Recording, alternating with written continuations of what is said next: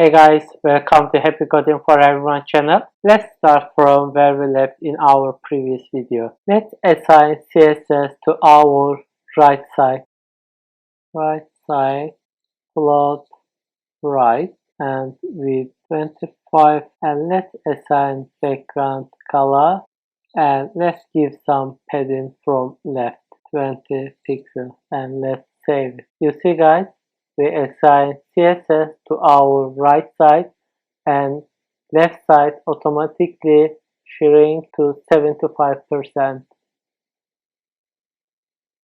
But our images are not looking great. We need to assign some CSS to our images. Let's assign CSS to our images. Small image with 200 pixels and maximum with 100%. It means the size of the image is going to change according to the size of the screen. It means you can see the whole picture in your mobile as well. So that thing is going to make our image mobile friendly. And let's assign some border radius, 15 pixels. Let me assign small image paragraph text too. Let's make it font size 12 pixels, and let's assign CSS to our article image. Article image with 100% and save it.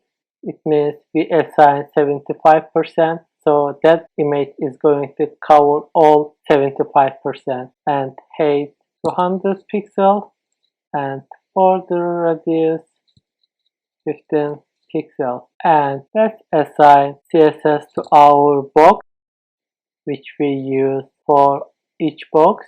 You see, background color white, padding 20 pixels, and margin top 20 pixels, and save it. And our picture has not changed. Let me check our code, guys. Yes, I just forgot to put the image. You see, it's changed now. I need to add image because our image under article image tag. Let me show it to you. Article image and our image is here. So also I need to add here too. You see guys, our web page is looking fantastic. I made it 100%, that's why it's looking blue, so you can change it if you want. That's all for now. Thank you so much for watching it. See you in the next video.